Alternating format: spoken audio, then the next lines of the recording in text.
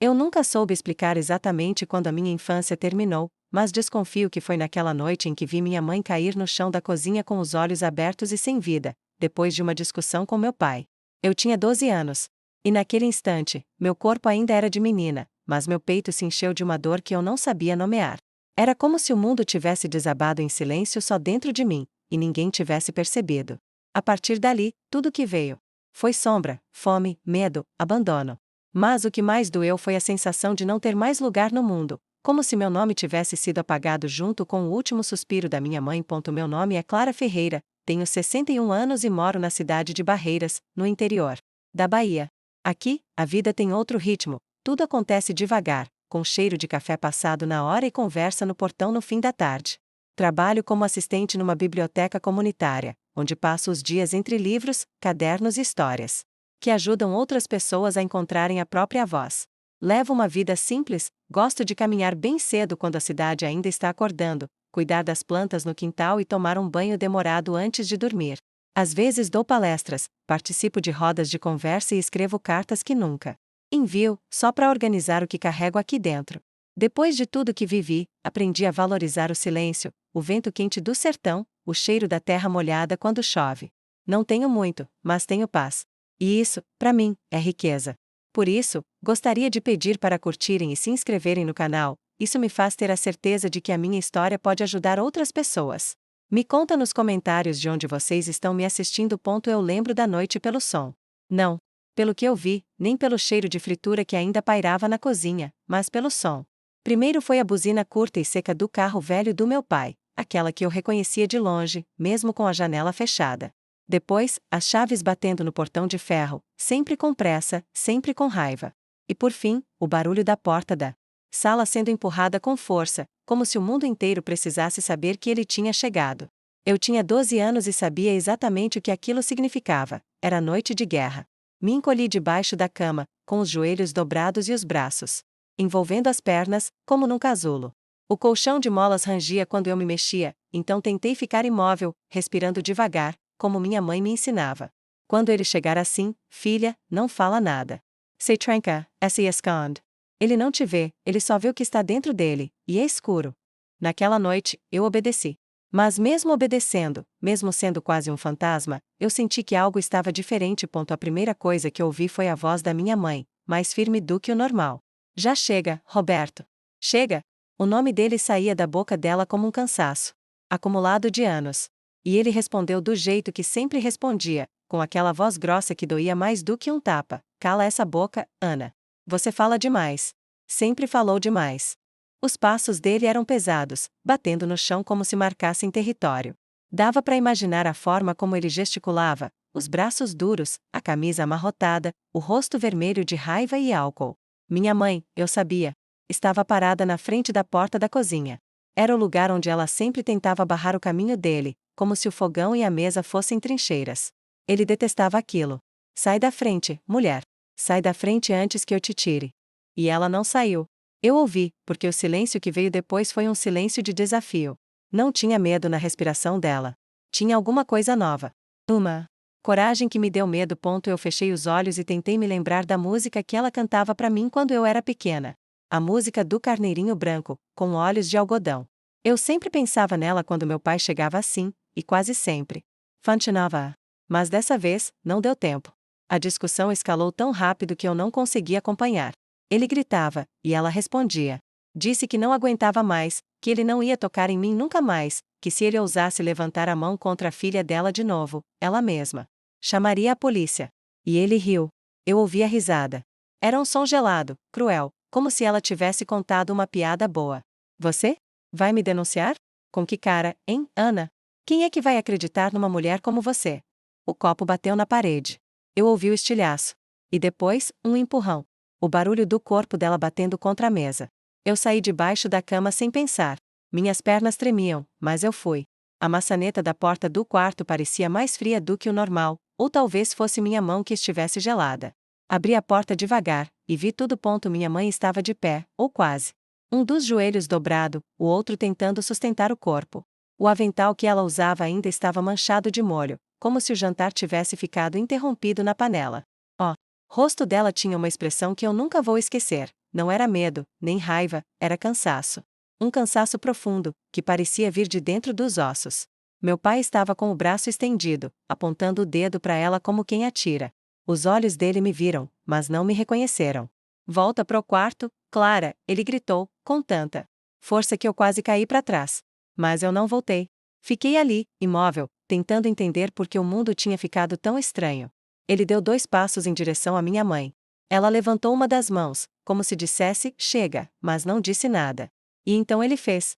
Não sei se foi um soco, um empurrão, um chute, minha cabeça apagou esse detalhe. Só lembro do som do corpo dela caindo no chão, e o silêncio. Que veio depois. Fui até ela correndo, com os pés descalços sobre o piso gelado. Ajoelhei ao lado do corpo da minha mãe, que agora parecia pequeno, dobrado, longe. Toquei no rosto dela, chamei. Mãe, mãe, fala comigo. Por favor, mãe, fala comigo. Mas ela não respondeu. O sangue começou a aparecer debaixo da cabeça dela, escorrendo como tinta vermelha. E foi aí que eu gritei. Um grito tão alto que assustou até meu pai. Ele recuou um passo, como se só naquele momento tivesse percebido o que tinha feito. Eu me virei para ele com os olhos cheios de lágrima e fúria.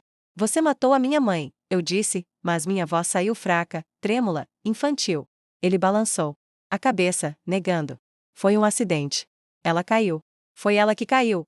Como se as palavras pudessem apagar o sangue. Os vizinhos ouviram o grito. A sirene da polícia não demorou. Quando os policiais entraram na casa, meu pai ainda estava em pé, como uma estátua de vergonha. Eu continuei ajoelhada ao lado da minha mãe, com a mão segurando a dela. Um dos policiais se aproximou devagar e disse: Filha, vamos te levar para um lugar seguro, tá bom? Mas eu não respondi. Meu mundo tinha parado ali, naquela cozinha, entre o cheiro do molho, o sangue no chão e a mão da minha mãe ainda quente. Mas cada vez mais distante. Eu era só uma menina.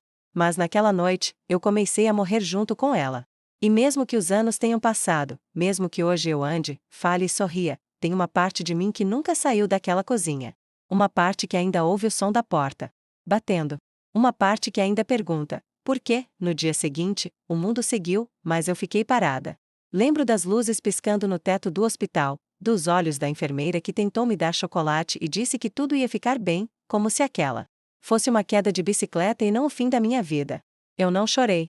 Não porque eu fosse forte, mas porque ainda não acreditava. O corpo da minha mãe foi levado, coberto por um lençol branco que escondia tudo, menos os pés. Eu queria ter puxado aquele lençol e pedido desculpas.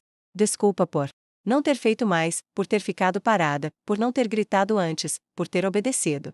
A delegada que me entrevistou parecia apressada, o cabelo preso num coque frouxo e a caneta batendo na prancheta. Ela olhou para mim como se eu fosse um quebra-cabeça difícil demais para montar. Você viu o momento em que ele a agrediu? Perguntou, e eu só balancei a cabeça.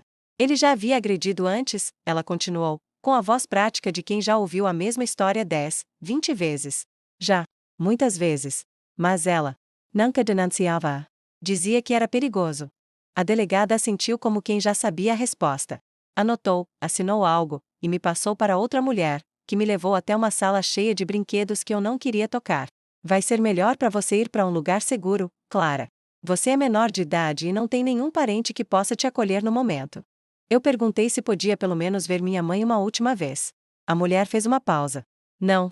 É possível, querida. Você precisa descansar. Já passou por muita coisa. Mas eu não estava cansada. Eu estava quebrada. No enterro, chovia. Eu lembro das gotas batendo no guarda-chuva preto que alguém me emprestou, de estar cercada por adultos que cochichavam entre si, mas não olhavam nos meus olhos. Falavam baixo, como se minha dor fosse um segredo. Foi o pai dela mesmo? Sim, parece que já tinham problemas. A menina tá em estado de choque. Eu queria gritar para que parassem de falar como se eu não estivesse ali. Eu queria que alguém dissesse: vem aqui, Clara, deixa eu segurar tua mão. Mas ninguém disse. Eu fiquei parada, vestida com uma roupa que não era minha, olhando para o buraco onde minha mãe estava sendo enterrada. O padre falou algumas palavras que eu não consegui ouvir. Um homem da assistência social me chamou logo depois que a última pá de terra cobriu o caixão. Clara, vamos? O caro está esperando. Eu queria gritar que não queria ir, que minha mãe ainda estava ali, que ela ia acordar, que tudo era um engano. Mas minhas pernas foram sozinhas. Entrei no carro, sentei no banco de trás, e segurei a alça da mochila com tanta força que meus dedos ficaram brancos. No caminho, ninguém disse nada. O abrigo parecia uma escola sem crianças. O portão era grande, de ferro, e tinha uma campainha que soava como um aviso. A moça da assistência me apresentou a uma cuidadora chamada Jussara. Ela era jovem, com um sorriso forçado, e tentou parecer animada. Oi, Clara. Seja bem-vinda. Aqui vai ser seu lar por um tempo, tá bom? Eu só balancei a cabeça. Me levaram até um quarto com 4 camas, 2 beliches. Uma menina que devia ter uns 15 anos me olhou com desconfiança. Você é a nova? Foi seu pai que matou sua mãe? Eu não respondi. Só sentei na cama de baixo, ainda com a mochila no Colorado. Ela deu de ombros e voltou a pintar as unhas. Naquela noite, não consegui dormir. Cada barulho me fazia pular. Cada passo no corredor parecia ser o dele voltando para terminar o que começou. Chorei em silêncio, com o rosto enfiado no travesseiro, e desejei que tudo fosse um pesadelo, mas o travesseiro cheirava a mofo, não a casa, e isso me fazia saber que era real nos dias que se seguiram. Ninguém me chamava pelo nome. Eu era a menina do caso, a órfã do homicídio. Uma assistente social me perguntou como eu me sentia. Eu disse que não sabia. Ela sorriu com tristeza e disse que isso era normal. Me deram roupas usadas, lanche com gosto de tédio, e horários para tudo: acordar, comer, estudar. Mas estudar o quê? Eu não conseguia ler uma linha sem que o rosto da minha mãe surgisse entre as palavras. Uma outra funcionária tentou-me convencer a participar de uma roda de conversa. Vai te fazer bem ouvir outras histórias, você vai ver que não está sozinha. Eu fui. Sentei em círculo com outras meninas, cada uma carregando sua cicatriz. Uma delas contou que o padrasto abusava dela desde os 7. Outra disse que foi espancada pela mãe por anos. Eu fiquei em silêncio. Quando chegou minha vez, só consegui dizer: meu pai matou minha mãe. E caiu um silêncio tão pesado que nenhuma das meninas ousou comentar. No final do encontro, uma delas me entregou um desenho. Era um coração partido, mas costurado com linha grossa. Ela disse: não dá pra colar, mas dá pra costurar. Eu ainda guardo esse desenho até hoje. Um dia, me chamaram para uma audiência com o juiz. Eu entrei na sala sem saber o que esperar. O juiz era um homem velho, de olhos cansados. Clara, estamos decidindo o que é melhor para você. Você tem algum parente que possa te receber? Eu balancei a cabeça. Minha mãe era filha única. Meu pai, bem, ninguém queria falar sobre ele. O juiz suspirou, mexeu nos papéis, e disse: então, por enquanto, você permanece no abrigo. Mas vamos acompanhar seu caso. A psicóloga que estava na sala sorriu para mim como quem oferece migalhas. Você é uma menina muito forte. Mas eu não era forte. Eu era sozinha. E naquele momento, entendi que ninguém viria me buscar. Ninguém bateria a porta dizendo: ela é minha, eu cuido dela agora. Era só eu, meus medos, e a lembrança da voz da minha mãe ecoando na cozinha: você não vai tocar na minha filha de novo. E foi assim que eu comecei a entender o que era viver com um coração partido que ninguém quer remendar. Não. Havia mais casa, não havia mais cheiro de comida boa na panela, nem mãos que penteavam meu cabelo devagar antes de dormir. Só paredes brancas, camas apertadas e olhares que não sabiam o que fazer comigo. Mas ainda assim, mesmo ali, em silêncio, com a alma esmagada, eu sabia que uma parte de mim queria continuar. Queria, um dia, contar tudo isso em voz alta. Não para lembrar do horror, mas para dizer que sobrevivi. Porque naquele mundo onde tudo era dor, eu ainda era viva. E isso, talvez, um dia, pudesse significar alguma coisa. No abrigo, os dias começaram a se misturar como se o tempo fosse feito de poeira. Acordar, escovar os dentes, tomar um café aguado, assistir a aulas que eu mal conseguia entender, dormir em um colchão fino que fazia minhas costas doerem. Nada mudava, exceto as meninas ao meu redor, que iam embora ou chegavam do nada, sempre com uma sacola pequena nas mãos e um olhar que carregava mais passado do que a idade permitia. Eu ficava na minha, não me misturava. Já tinha aprendido que confiar em alguém significava dar ao outro o poder de te machucar, e eu não podia mais ser machucada. A diretora do abrigo dizia que eu precisava de um lar de acolhimento temporário, que seria bom para mim, para sair daquela rotina fria e desumana. Me disseram que uma família havia me escolhido, que eu iria passar um tempo com eles, como se fosse uma espécie de experimento. Vai ser bom para você ter um ambiente mais familiar, Clara. Você vai gostar deles. Eu apenas dei de ombros. O que eu queria mesmo era minha mãe de volta. O resto era resto. No dia em que me levaram para a casa nova, eu fui como quem vai para um lugar que não existe. A assistente social me entregou uma mochila com algumas roupas, me colocou no banco de trás do carro e tentou puxar conversa. Você gosta de música? Eu gosto de Elis Regina. Ouve essa aqui. Ela ligou o rádio e a música começou, mas eu não ouvi uma palavra. Fiquei olhando pela janela, vendo os prédios passarem como fantasmas. Quando chegamos, a casa era simples, com flores na frente, uma calçada varrida e um cheiro de comida vindo da cozinha. A mulher que me recebeu, Dona Neide, tinha um sorriso exagerado e um perfume doce demais, que grudava no nariz. Você é a Clara. Que mocinha linda. Entra, meu bem, fica à vontade. Aqui é a sua casa agora. Eu entrei, olhei ao redor. Reparei nos móveis antigos, no sofá com capa de crochê, nas fotos de família nas paredes. Havia um homem sentado na mesa da cozinha, lendo jornal. Ele levantou os olhos e disse sem emoção: Essa é a menina? Dona Neide respondeu: É sim, amor. A Clara vai ficar com a gente por um tempo. Ele me olhou por alguns segundos e voltou ao jornal. Eu senti meu estômago gelar, mas fingi que não. Nos primeiros dias, fiz tudo como mandavam. Ajudava na louça, colocava a mesa, lavava o quintal quando pediam. Dona Neide me elogiava na frente dos outros. Ela é comportada, diferente dessas meninas que vêm cheias de problema. Eu não era diferente. Eu só estava calada. Mas ele me observava. O marido dela, seu Hernani, me observava o tempo todo. Quando eu varria o corredor, quando dobrava as roupas, quando saía do banho. Eu sentia seus olhos no meu corpo e tentava não pensar. Uma noite, ele entrou no quarto. Eu estava deitada, tentando dormir. Dona Neide tinha ido visitar a irmã. Ele entrou com passos calmos, sentou-se na beirada da cama e disse: Você é bonita. Nem parece que passou por tanta coisa. Uma menina assim precisa de carinho. Eu congelei. Minhas mãos tremiam, mas eu não consegui gritar. Ele se inclinou mais perto, e eu virei o rosto. Disse: Por favor, não. Não faz isso. Ele respondeu baixo: Ninguém precisa saber. Mas eu sabia. Sabia o que estava acontecendo. E ali, no escuro daquele quarto com cheiro de lavanda. Velha, uma parte de mim morreu de novo. No dia seguinte, fingi que estava gripada. Fiquei no quarto. Não falei com ninguém. Quando Dona Neide voltou, eu pensei em contar, mas não consegui. Ela me ofereceu sopa, disse que eu estava com o rosto pálido. Eu disse que era só o tempo. À noite, tranquei a porta com uma cadeira. Passei horas acordada, ouvindo cada som da casa como se fosse o último. No terceiro dia, ele tentou de novo. Dessa vez, tentou abrir a porta. Eu gritei. Bati com força na madeira. Chutei a cadeira contra o chão. Ele recuou, e eu ouvi quando disse, quase rindo: Menina ingrata. A gente tenta ajudar, e é assim que agradece. Eu sabia que precisava sair dali. Esperei até o fim de semana, até o domingo de manhã, quando Dona Neide saiu para ir à feira. Peguei minha mochila, com as poucas roupas e o caderno onde eu escrevia cartas para minha mãe, e saí. Fui andando até não saber onde estava.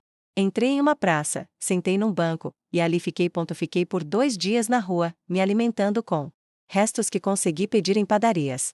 Um funcionário de uma lanchonete me deu pão com mortadela e um suco. Disse que eu parecia assustada. Você fugiu de casa, menina? Eu disse que não. Disse que só estava esperando minha mãe. Ele me olhou com pena. Acho que ela vai demorar, viu? Eu não respondi. Dormi embaixo de uma marquise, abraçada na mochila. Acordei com frio e com medo. Havia homens passando, olhando. Gritavam coisas. Um deles tentou me tocar. Eu corri. Corri até cair sentada no meio da calçada. Ali, com os joelhos ralados e o rosto cheio de lágrimas, percebi que ninguém viria me salvar. Se eu quisesse continuar viva, ia ter que me levantar sozinha. Na manhã do terceiro dia, uma senhora muito velha, com uma sacola de plástico na mão, se aproximou de mim. Ela tinha os pés inchados, a roupa rasgada e o olhar mais doce que eu já tinha visto. Você não tem para onde ir, tem? Eu balancei a cabeça. Nem eu. Quer dividir meu pedaço de chão hoje à noite? Eu fui. Dormamos juntas number conto de praca, enroladas number coberta rescado. Ela me chamou de filha. Disse que não tinha mais ninguém. E naquela noite, apesar de tudo, eu dormi com menos medo. Porque às vezes, é no fim do mundo que a gente encontra um pouco de abrigo. Mas eu sabia que aquilo não podia durar. Eu precisava encontrar um lugar, um sentido. Qualquer coisa que me fizesse lembrar que eu ainda era alguém. Alguém com um nome, com uma história, com um passado que ainda doía e um futuro que, por mais nebuloso que fosse, ainda podia acontecer. Eu não sabia que a rua tinha cheiro. Antes de viver nela, nunca tinha prestado atenção. Achava que tudo cheirava a escapamento de carro ou a lixo. Mas quando você dorme no chão, começa a perceber as camadas do mundo. A rua cheira a gordura fria, a pano molhado, a urina esquecida no canto de muro, a perfume vencido de gente que ainda tenta se lembrar do que é dignidade. Depois de fugir da casa de Dona Neide, com o coração disparando e as pernas bambas, eu andei até onde os meus pés aguentaram. Dormi no banco de uma praça onde as folhas caíam em silêncio, num bairro que não era o meu, nem o de ninguém que eu conhecesse. A primeira noite foi a mais difícil. Fiquei com o corpo duro, olhos abertos, sentindo cada sombra passar como se fosse meu pai, ou aquele outro homem, ou qualquer outro rosto que me assombrasse. Segurei minha mochila como quem segura o que resta da vida. Dentro dela estavam 3 camisetas, uma escova de dente sem tampa, um caderno com as cartas que eu escrevia para minha mãe e um pacote de bolacha quebrada. Era tudo o que eu tinha. No segundo dia, com a fome começando a doer de verdade, me aproximei de uma padaria e fiquei em pé do lado da lixeira. Um homem saiu com um saco de pães e me olhou com uma expressão neutra. Falei baixinho, como quem pede desculpa por existir. Tem pão velho? Ele não respondeu. Jogou o saco dentro da lixeira e entrou de volta. Esperei ele sair da minha vista, abri o saco e peguei um pão amassado. Come como esse faz banquete. Depois sentei no canto do muro e encostei a cabeça no joelho, tentando lembrar do rosto da minha mãe. Toda vez que eu tentava puxar sua imagem com nitidez, ela escorregava, como se minha memória estivesse me traindo. Eu não queria esquecer o som da voz dela. O modo como ela chamava meu nome quando eu demorava no banho. Clara, tá economizando a água do planeta, é? Eu ri sozinha, um riso dolorido, como quem encontra uma fotografia rasgada no chão. Foi nessa praça que encontrei Elsa. Uma mulher de rosto enrugado, com os olhos mais vivos que eu já vi. Ela chegou carregando uma sacola de mercado com latas amassadas e garrafas PET. Sentou do meu lado e disse, como se já me conhecesse, fugiu também, né? Eu olhei para ela em silêncio. Ela sorriu, um sorriso com poucos dentes, mas cheio de presença. Todas nós fugimos de alguma coisa, menina. Eu fugi de um marido ruim, de uma casa que só doía, e de uma filha que dizia que eu era um peso. Agora eu sou livre. Tá vendo? E abriu os braços como se o céu da cidade fosse o teto mais bonito que alguém podia ter. Perguntou meu nome e eu respondi com hesitação. Ela balançou a cabeça devagar. Clara, nom de luz. Isso é. Bom.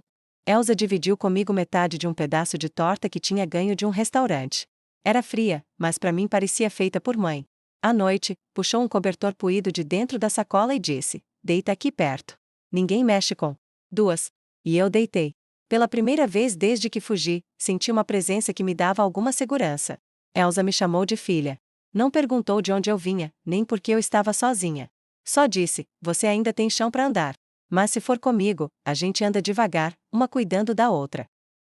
Ficamos juntas por 3 dias. Dormíamos no mesmo canto da praça, revezávamos o olhar quando uma queria fechar os olhos por 5 minutos. De manhã, ela me ensinava os lugares onde os donos de padarias não gritavam se a gente pedisse algo. Na da esquina, o moço é grosso. Vai na da outra rua, a mulher tem coração. Me ensinou a enrolar jornal nos pés quando o frio apertava, e a esconder moedas pequenas nos cadarços dos sapatos. Se alguém te assaltar, deixa a mochila. Mas não perde o que tá no sapato. Falava com uma sabedoria que eu nunca tinha ouvido. Era dura quando precisava, mas também gentil. Um dia, sentamos em frente a uma loja que vendia vestidos de festa e ficamos olhando a vitrine. Ela disse, acho que nunca vesti um desses. Mas se um dia eu casar de novo, vai ser com Deus. Ele, pelo menos, nunca me bateu. Eu ri com ela. E ali, naquela risada leve, eu senti por um instante que talvez eu ainda pudesse viver. Que talvez existisse um lugar no mundo onde eu não fosse apenas a menina que perdeu a mãe e foi esquecida por todos. Na terceira noite, o tempo virou. Uma chuva fina começou a cair por volta das 3 da manhã. Elsa me acordou tremendo. O cobertor que usávamos estava encharcado, e não tínhamos onde ir. Tentamos nos abrigar sob a marquise de um prédio fechado, mas o vento cortava como navalha. Ela tossia forte, e sua pele parecia mais pálida do que o normal. Eu disse que podíamos ir até o pronto-socorro, mas ela recusou com um gesto teimoso. Eles me tratam como lixo lá dentro. Já passei por isso. Tentei insistir, mas ela se deitou e cobriu o rosto. Deitei ao lado dela, abraçando-a por trás, tentando aquecê-la. Mas seu corpo estava frio demais. Pela manhã, quando acordei, ela não respirava mais. Fiquei ali, paralisada. Chamei seu nome 2 vezes, depois 3. Balancei seu ombro com delicadeza. Nada. O silêncio que se instalou não era o mesmo de quando minha mãe se foi. Era um silêncio mais velho, mais conformado. Elsa tinha morrido como viveu, quieta, invisível, no meio da cidade que nunca soube seu nome. Eu me levantei, sem saber o que fazer. Andei até uma viatura que estava parada na esquina e falei com o policial. Disse que uma mulher havia morrido na praça. Ele perguntou se era mais uma moradora de rua. Eu respondi, não. Era minha amiga. Quando eles levaram o corpo, não houve cerimônia. Ninguém chorou, além de mim. Ninguém perguntou quem ela era ou o que havia feito por mim. Mas eu sabia. Elsa tinha me salvado da minha segunda morte. Me ensinou que, mesmo sem ter casa, alguém ainda podia dar abrigo. E naquele dia, olhando para a calçada molhada onde havíamos dormido, prometi a mim mesma que, se um dia eu saísse daquela vida, eu falaria dela. Eu contaria sobre a mulher que me acolheu quando o mundo inteiro me virou as costas. Porque Torah. História de sobrevivência começa com alguém que se recusa a te deixar sozinha. E para mim, essa pessoa foi Elsa. No dia seguinte à morte de Elsa, eu vaguei pela cidade como quem carrega o corpo de outra pessoa dentro do próprio. Sentia um peso no peito que não cabia só em tristeza, era uma mistura de abandono, culpa e uma sensação estranha de que o mundo tinha me esquecido de vez. Eu falava sozinha em alguns momentos, como se Elsa ainda estivesse perto, como se estivesse me ouvindo. A senhora me enganou, disse que ia ficar mais tempo comigo. E então, depois de horas andando, meus pés doendo, meus olhos arderem de chorar e vento, parei em frente a uma igreja que parecia antiga, com as paredes descascadas e uma imagem de Nossa Senhora de braços abertos logo acima da porta. Fiquei olhando para ela por alguns minutos, perguntando em silêncio se ainda dava tempo de alguém me salvar. Eu não sabia rezar direito, mas naquela hora, acho que rezei com o corpo inteiro, só pelo gesto de permanecer ali, parada, implorando. Por algo que nem eu sabia mais o que era. A porta da igreja estava entreaberta, e eu entrei como quem invade um lugar sagrado com as mãos sujas. Sentei na última fileira de bancos e fiquei ali, encolhida, com o casaco encharcado grudando nas costas e as mãos escondidas dentro das mangas. Não tinha ninguém no salão principal, só algumas velas acesas perto do altar e o som abafado da chuva caindo no telhado. Depois de um tempo, ouvi passos leves atrás de mim. Uma mulher de hábitos simples, com rosto calmo e olhos que pareciam saber de tudo, se aproximou devagar. Ela parou ao meu lado e disse, sem me tocar, você está com frio. Eu não respondi. Ela então tirou o xale que carregava nos ombros e o estendeu para mim. Aceita. É limpo. Peguei o tecido com as mãos trêmulas e murmurei um obrigada, tão fraco que parecia ter vindo de outra boca. A mulher sentou ao meu lado, mas não disse mais nada. Ficamos em silêncio por vários minutos, que pareceram longos, e ao mesmo tempo, gentes. Pela primeira vez em dias, alguém ficou comigo sem pressa, sem fazer perguntas, sem querer arrancar nada de mim. Depois de algum tempo, ela se apresentou. Meu nome é Irmã Teresa. E o seu? Eu hesitei, mas disse, Clara. Ela sorriu levemente, como se o nome dissesse algo a ela. Clara, é um nome bonito. Traz luz. Mesmo quando a gente acha que já está tudo escuro. Ela perguntou se eu tinha comido. Balancei a cabeça. Ela então se levantou e me fez sinal para segui-la. Fomos até os fundos da igreja, onde havia uma cozinha simples, cheirando a alho e arroz recém-feito. Ela me deu um prato fundo com sopa quente e um pedaço de pão caseiro. Comi em silêncio, com a cabeça baixa. Irmã Teresa não tirava os olhos de mim, mas não era o tipo de olhar que machuca. Era um olhar que parecia dizer, eu vejo você. Quando terminei, ela me ofereceu uma toalha limpa e disse que havia um banheiro nos fundos. Pode se lavar.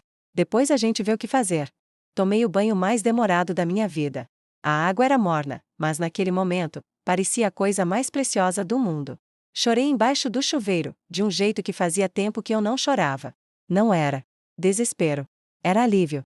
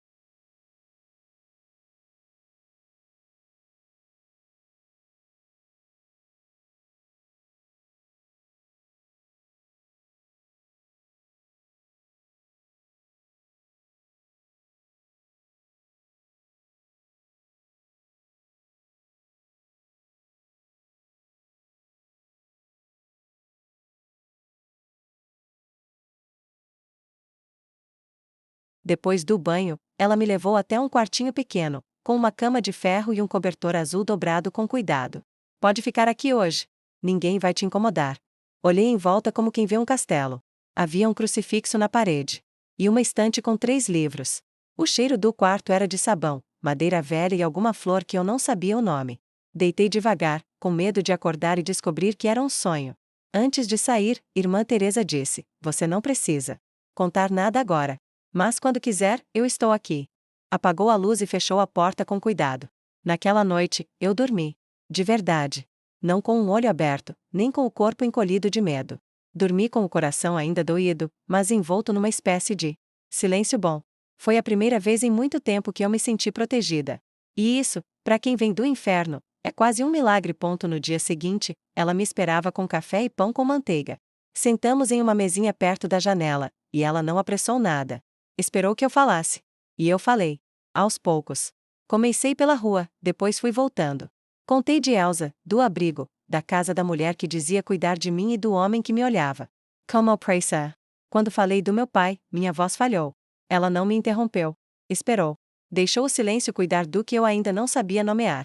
Quando terminei, ela segurou minha mão por cima da mesa e disse: "Você passou por mais do que muita gente suportaria. Mas você ainda está aqui. E isso é força." Eu chorei. Não de tristeza, mas de uma emoção estranha, como se alguém finalmente tivesse reconhecido que eu existia. Ela me disse que poderia conversar com as outras irmãs, que havia uma casa de acolhimento ligada à igreja, um espaço só para meninas em situação vulnerável, e que talvez eu pudesse ficar lá por mais tempo. "Você não precisa mais correr, Clara. Agora é hora de descansar." Naquele dia, enquanto ela me levava para conhecer o novo lugar, com paredes coloridas e meninas sorrindo no pátio, senti algo dentro de mim que eu quase não reconheci. Era uma faísca pequena, tímida, escondida sob os escombros. Uma coisa que eu tinha esquecido como era. Esperança. E tudo começou com um cobertor estendido em silêncio. Com uma mulher que não perguntou nada, mas soube me escutar mesmo quando eu não dizia uma palavra. Às vezes, o que salva não são as grandes ações. É um gesto. Um olhar. Um prato de sopa quente quando a alma está esfriando. E foi assim que eu comecei, devagarinho, a acreditar que talvez eu pudesse voltar a ser alguém no mundo. O nome da casa era Recanto São Miguel, mas para mim parecia mais um lugar inventado. Era difícil acreditar que existia um espaço onde meninas como eu podiam simplesmente existir sem medo. O prédio era simples, pintado de azul claro, com janelas grandes e cortinas floridas. A sala tinha uma televisão velha, estofados poídos, e uma estante com alguns livros meio gastos, que mais tarde se tornariam meu lugar favorito. As outras meninas eram diferentes das que eu tinha conhecido nos abrigos. Ali, havia silêncio e risadas. Havia olhares curiosos, mas não julgadores. Eu me sentia como quem pisa num chão novo, ainda com cuidado, ainda esperando que ele desabe. A qualquer momento. A coordenadora da casa se chamava Miriam, uma mulher alta, de cabelos grisalhos presos num coque desarrumado e um jeito firme de falar que me lembrava vagamente da minha mãe. Na minha primeira noite, ela entrou no quarto, onde eu dormia com outras 3 meninas e perguntou com um tom que era mais convite do que imposição: "Você já pensou em voltar a estudar?" Eu respondi com um gesto tímido, meio de ombros, meio de medo. Ela sorriu como quem já esperava aquilo. "Tudo bem. Quando estiver pronta, a escola continua lá." Na semana seguinte, depois de um dia observando as outras indo para as aulas, e voltando com cadernos nas mãos e conversas animadas sobre provas e redações, resolvi tentar. Miriam me deu um uniforme simples e uma mochila emprestada, e me acompanhou até o portão. "Você não precisa tirar nota boa. Só precisa tentar. Já é mais do que muita gente faria." Entrei na sala de aula com o coração na garganta. A professora, Dona Celina, usava óculos grandes e falava com uma clareza tão cuidadosa que parecia ensinar não só com as palavras, mas com o corpo todo. Quando me apresentei, ela me olhou nos olhos e disse: "Seja bem-vinda, Clara. Aqui, ninguém fica para trás." Eu me sentei na última fileira, tentando desaparecer entre os cadernos, mas ela fazia questão de me incluir. "Clara, você quer ler esse trecho em voz alta?" A primeira vez que ela pediu, minha voz mal saiu. Gaguejei, errei palavras simples, e quis sumir. Mas ela não riu. Ninguém riu. Ela apenas disse: "Muito bem. Na próxima, melhor ainda." Mas, com o tempo, fui descobrindo algo que até então parecia impossível: eu gostava de aprender. Tinha fome por aquilo.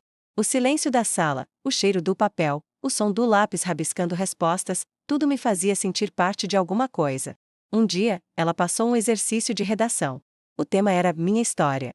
Eu fiquei horas parada, olhando para a folha em branco. As outras meninas escreviam rápido, concentradas, mas eu não conseguia começar. Como se escrever aquilo fosse me obrigar a reviver tudo de novo. Quando cheguei no quarto naquela noite, sentei na cama com o caderno no colo. E comecei. Escrevi como se falasse com a minha mãe. Contei sobre a cozinha, o grito, a porta do quarto, o sangue. Depois escrevi sobre os abrigos, a praça, Elsa, irmã Teresa, e o recanto. No fim da folha, sem planejar, escrevi, mas eu ainda estou aqui. E agora eu sei que isso importa. Entreguei a redação no dia seguinte, com as mãos suando. Quase. Desisti de dar para a professora. Mas quando ela leu, parou na minha frente e disse com uma voz tão baixa que só eu ouvi: "Você escreve como quem lutou contra a morte. E venceu." A partir dali, os livros viraram meu refúgio. Passava horas na pequena estante da casa, lendo tudo o que podia. Lia romances, crônicas, biografias. Quando terminei o primeiro livro inteiro, Capitães da Areia, chorei. Não pela história em si, mas porque, pela primeira vez, eu tinha conseguido terminar alguma coisa. Era uma vitória íntima, silenciosa, mas gigantesca. Miriam me viu com o livro na mão e comentou: "Gosta de ler?" Eu disse que sim, e ela me levou até a biblioteca pública da cidade. Lembro da primeira vez que entrei lá. As prateleiras pareciam infinitas. O cheiro de livro antigo era um bálsamo. A bibliotecária, uma senhora baixinha e sorridente chamada Ruth, me recebeu com um sorriso de quem vê um milagre. "Pode pegar 2 por vez. Mas cuida bem deles, tá?" Eu prometi que cuidaria como quem cuida de um segredo. E cumpri. Nunca devolvi um livro com uma página amassada sequer. Um dia, Dona Ruth me chamou num canto e disse: "Você já pensou em trabalhar aqui? Temos uma vaga de estagiária. É só organizar prateleiras e ajudar os leitores." E eu galei. Nunca tinha trabalhado de verdade. Mas ela insistiu: "Você já passa mais tempo aqui do que eu. Já conhece cada corredor. Vai dar certo." Comecei na semana seguinte, com um crachá que tremia no meu peito, e um orgulho que não cabia dentro de mim. O uniforme era simples, mas para mim era como um diploma. Na hora do almoço, às vezes, eu ajudava as crianças que vinham da escola com os deveres. Elas me chamavam de "moça dos livros", e aquilo me fazia sorrir. Quando eu chegava em casa, contava para as meninas do recanto tudo o que tinha acontecido. Pela primeira vez, eu tinha histórias minhas. Histórias que não vinham da dor, mas da descoberta. Histórias que me lembravam que eu não era só sobrevivente. Eu estava, aos poucos, me tornando alguém com futuro. Naquela fase, eu ainda escrevia cartas para minha mãe. Guardava todas no mesmo caderno que trouxe desde a rua. Só que agora, elas tinham outro tom. Não era mais um lamento, nem um pedido de socorro. Era partilha. "Mãe, hoje uma menina disse que quer ser bibliotecária quando crescer, por quê? Me viu ajudando um idoso a escolher livros." Ou, "Mãe, hoje uma professora me disse que eu tenho vocação para ensinar." E, uma vez, escrevi: "Mãe, hoje eu me olhei no espelho e, por um segundo, eu me reconheci." Porque era isso. Eu estava me reconhecendo. Ainda doía, claro. Ainda sonhava com o passado, ainda acordava assustada com sons de portas batendo. Mas já não era mais só dor. Tinha espaço para alegria. E isso, para alguém que tinha vivido o que eu vivi, era como respirar pela primeira vez depois de afundar. Eu demorei muitos anos para voltar ao cemitério. Na verdade, evitei aquele lugar. Como quem foge de um espelho partido. Sempre que pensava na ideia de pisar de novo naquele chão, minha garganta se fechava, minhas mãos suavam e meu corpo inteiro parecia querer recuar para algum lugar onde a memória não pudesse me alcançar. Mas chegou um momento, talvez depois de tanto escrever, de tanto caminhar por dentro de mim mesma, que eu soube que precisava ir. Não era mais uma escolha. Era uma necessidade. Como se uma parte da minha história ainda estivesse presa debaixo da terra, esperando que eu tivesse coragem de escavar com as próprias mãos. Escolhi um domingo de manhã, desses em que o sol não assusta, e o vento sopra leve como um sinal de delicadeza. Peguei um ônibus sozinha, com uma flor colhida do jardim da casa de acolhimento e uma carta dobrada dentro do bolso. A viagem foi silenciosa, com a cidade passando pela janela como uma lembrança que nunca acaba. A cada esquina, eu via uma versão menor de mim mesma, uma menina de olhos fundos, esperando que alguém a chamasse pelo nome. Quando cheguei no portão do cemitério, meus pés hesitaram. Era um portão antigo, com as grades enferrujadas e a pintura descascando. Do lado de dentro, o cheiro de terra úmida se misturava ao perfume doce das flores deixadas por outros filhos, outras famílias. Entrei devagar, como quem não tem certeza se será aceita ali. Os passos eram curtos, e cada Pedra no caminho parecia me lembrar de tudo o que eu tentei esquecer. Tive dificuldade de encontrar o túmulo. A lápide era simples, sem fotografia, com o nome da minha mãe gravado em letras gastas: Ana Lúcia Ferreira, 1971-2003. Nenhuma frase de despedida. Nenhuma homenagem. Era como se ela tivesse sido colocada ali às pressas, sem que ninguém se desse ao trabalho de contar sua história. Me ajoelhei devagar e fiquei olhando aquele nome por vários minutos, tentando encontrar minha mãe dentro dele. Toquei a pedra com a ponta dos dedos e sussurrei: Oi, mãe. Pidemorethene. Minha voz falhou, e as lágrimas vieram com força. Como se tivessem sido guardadas por anos atrás de uma represa que enfim cedeu. Eu tirei a carta do bolso e a desdobrei com cuidado. Era uma folha amarelada, com marcas de dobras antigas, como se já tivesse sido lida 1000 vezes antes mesmo de ser escrita. Comecei a ler em voz baixa, não por mim, mas por ela. Mãe, eu tô viva. Eu sobrevivi. E tem dias em que isso ainda me assusta. Eu queria que a senhora tivesse visto. Eu terminei os estudos. Eu leio livros o dia inteiro. Trabalho numa biblioteca. Às vezes, até ajudo crianças com a lição de casa. Eu não sei bem como cheguei aqui, mas acho que a senhora teria orgulho. Pelo menos eu gosto de pensar que teria. Fiz uma pausa para respirar, e continuei. Te procurei em tantos lugares, mãe. No rosto de mulheres mais velhas que me deram um prato de comida. No colo de uma senhora que me chamou de filha sem saber meu nome. Nas palavras de uma irmã de igreja que me cobriu com um chale numa noite fria. Eu te procurei em toda parte. E, às vezes, por segundos breves, te encontrei em pedaços. Mas hoje eu queria só te ver. Só te ouvir dizendo meu nome de novo, com aquela voz cansada, mas cheia de amor. Clara. Você sempre dizia como se fosse oração. Fiquei em silêncio por um tempo, olhando a terra, escutando o vento entre as árvores, tentando imaginar como teria sido se ela tivesse ficado. Será que ela teria conseguido sair viva daquela casa, daquele casamento? Será que, se tivesse mais tempo, teríamos viajado juntas, caminhado de mãos dadas pela rua, rido de bobagens? Será que teríamos brigado pela toalha molhada no sofá, pelas roupas largadas no chão, pelas minhas ausências? Será que ela teria lido minhas redações, me ajudado a escolher o primeiro livro, me aplaudido na formatura? Nunca saberei. E essa ausência, esse vazio de tudo que poderia ter sido e não foi, ainda me corta de vez em quando. Mas naquela manhã, ali ajoelhada no chão frio, com a carta tremendo nas mãos, eu entendi que parte do meu caminho precisava daquele momento para seguir adiante.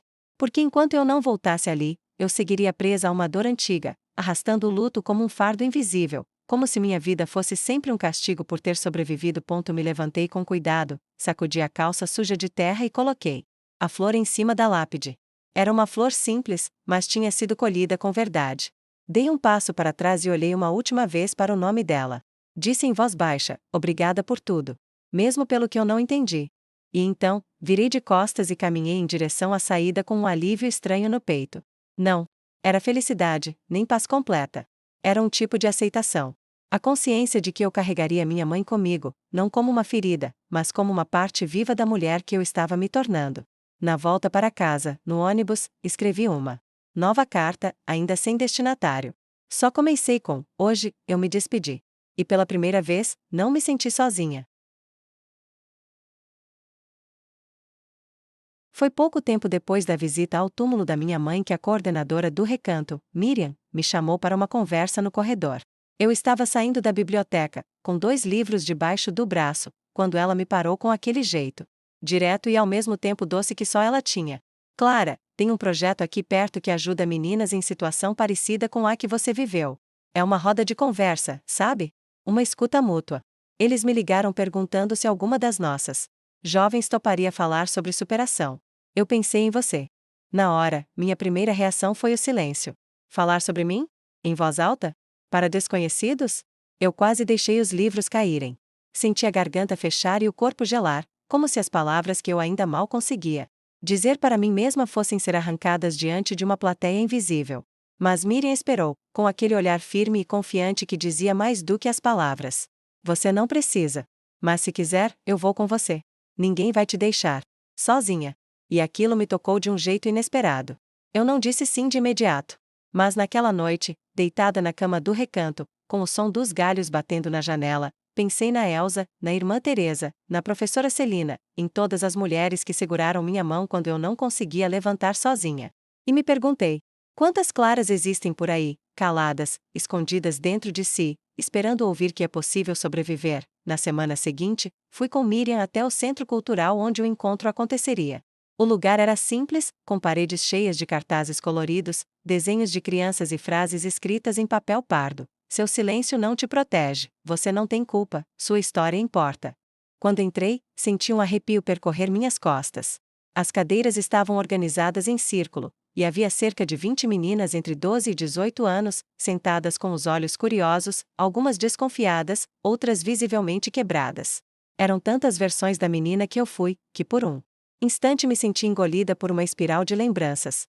Miriam me conduziu até a frente da sala e me apresentou com simplicidade. Essa é a Clara.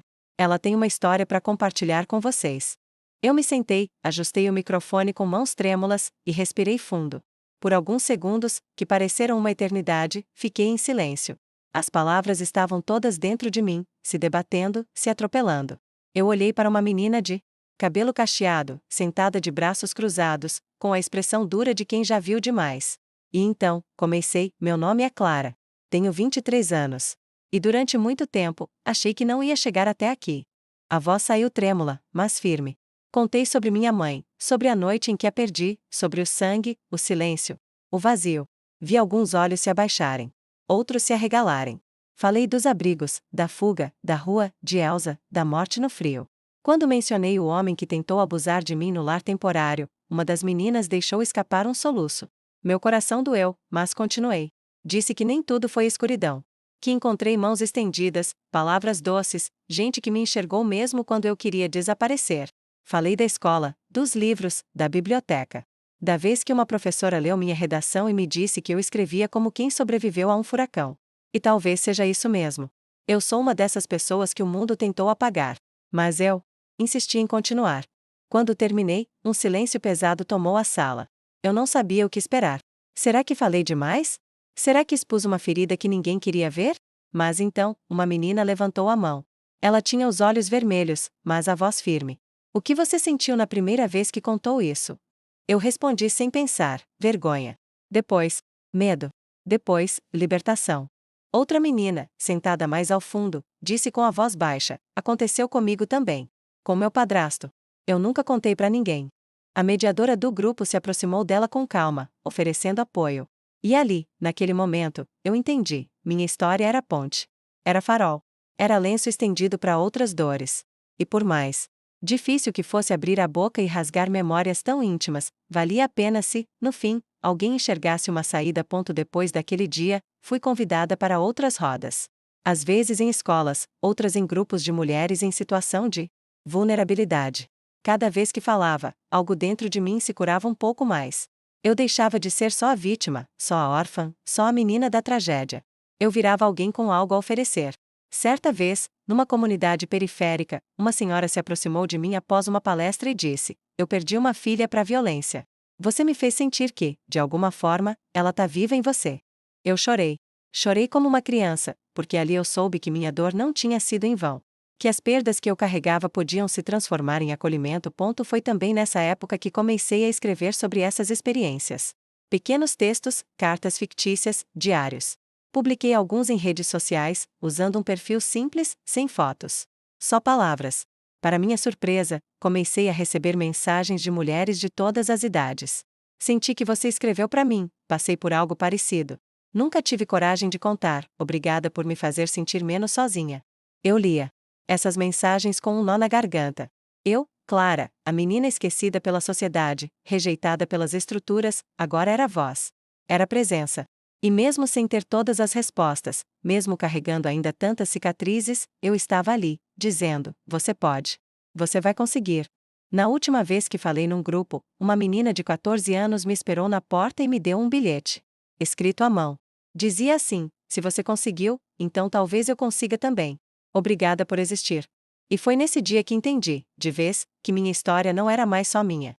Era de todas nós. Com o tempo, as rodas de conversa viraram rotina, mas não uma rotina vazia. Era como se, a cada novo grupo, a cada nova menina ou mulher que se aproximava com olhos cheios de medo e boca selada pelo silêncio, eu pudesse me reencontrar, de alguma forma, continuar costurando a minha própria alma.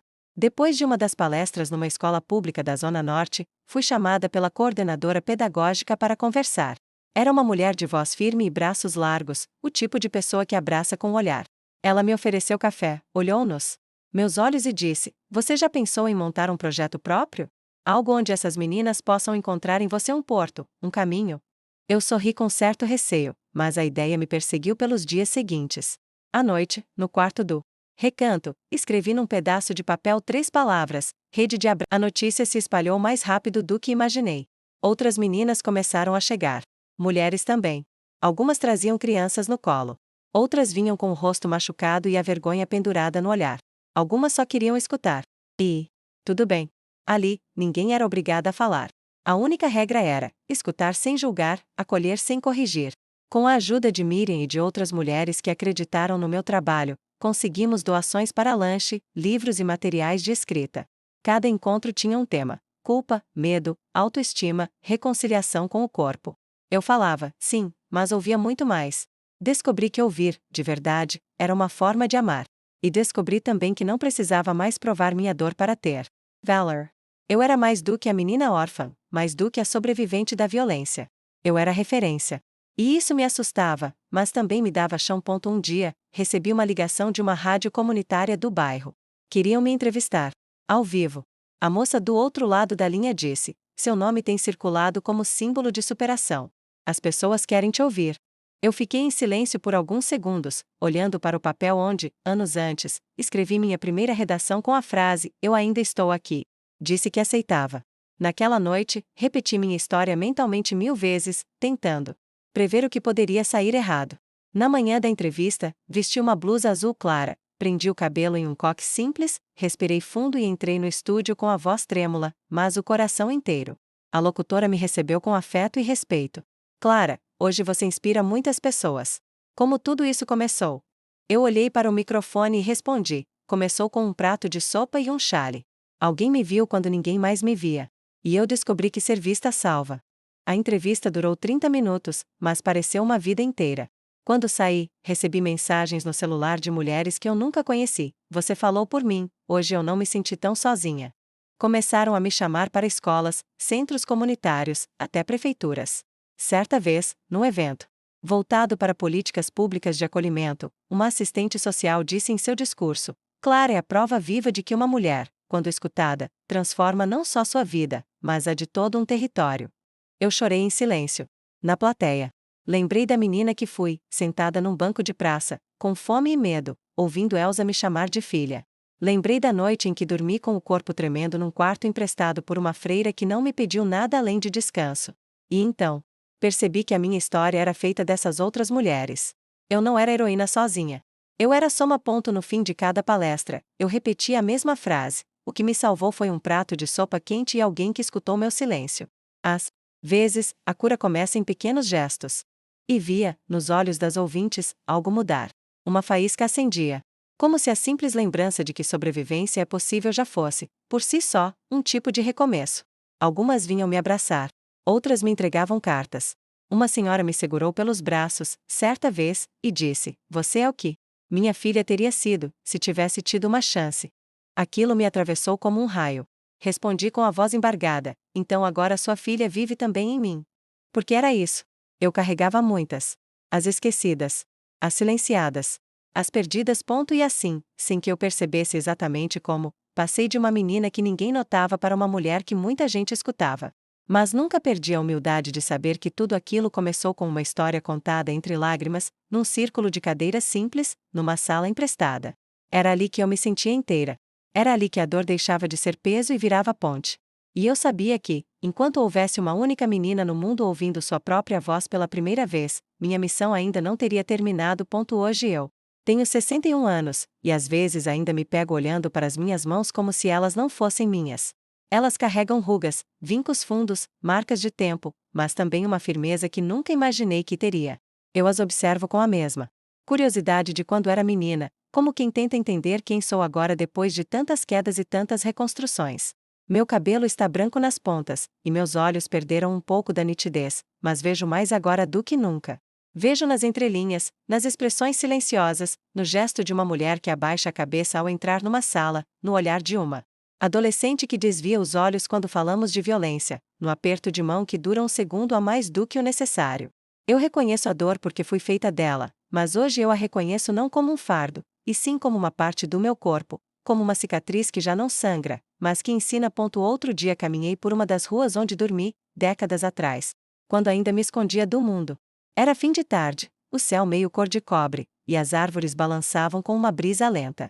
Caminhei devagar, como se pudesse me ver ali sentada de novo, com a mochila no colo, tremendo de medo, comendo um pedaço de pão velho e me perguntando se algum dia teria um lugar. Senti um aperto no peito, não de tristeza, mas de respeito por aquela versão minha que resistiu. Parei em frente à marquise onde dormi com Elsa na nossa última noite juntas. Encostei a mão na parede e fechei os olhos. Você vive em mim, Sakurai. E naquele instante, senti um calor no peito, como se uma presença leve me abraçasse de dentro. Elsa, minha mãe, irmã Teresa, todas essas mulheres vivem em mim. Eu carrego cada uma delas em cada fala que faço, em cada projeto que apoio, em cada menina que escuto como quem segura um cristal prestes a se partir. Aprendi que nada é mais forte do que uma escuta verdadeira. Há 3 anos, um grupo de documentaristas entrou em contato comigo. Queriam registrar minha história. No início, hesitei. Tive medo de transformar minha vida em espetáculo, de ver minhas dores virarem conteúdo. Mas depois, percebi que se fosse feito com respeito, com verdade, poderia ser uma semente. Então aceitei, com uma única condição: que o documentário não fosse só sobre mim, mas sobre todas nós. Quis mostrar as rodas de conversa, as oficinas, as cartas escritas pelas meninas, os encontros silenciosos, as mãos estendidas, os olhos que brilham quando descobrem que têm voz. E assim foi. Durante meses, me acompanharam. Me filmaram caminhando, conversando com mulheres de diferentes idades, me sentando no chão com meninas de 12, 13 anos, ouvindo relatos que ainda hoje me tiram o sono.